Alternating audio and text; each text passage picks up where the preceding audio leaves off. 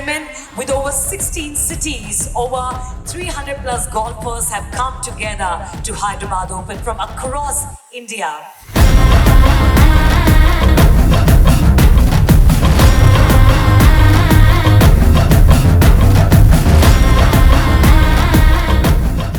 So Hyderabad open అనే ఈ tournament మొదటిసారి చేయడం జరిగింది టీ గోల్ఫ్ ఫౌండేషన్ తరఫున.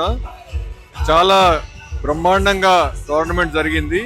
మొత్తం 320 మంది ప్లేయర్స్ ఆడారు. అందులో 60 మంది 15 డిఫరెంట్ సిటీస్ నుంచి, అంటే హైదరాబాద్ బయట నుంచి 15 నగరాల నుంచి 60 మంది ప్లేయర్స్ వచ్చి ఆడి 30 మంది ప్రైజులు గెలుచుకున్నారు. అందులో ఒక సోషల్ వెల్ఫేర్ హాస్టల్లో ఉండే ఒక అమ్మాయి ఎటువంటి సౌకర్యాలు లేకపోయినా గోల్ఫ్ నేర్చుకొని ఈరోజు ఛాంపియన్ గా నిలబడింది. ఇదే ఉదాహరణ ఈ టోర్నమెంట్ గొప్పదనం.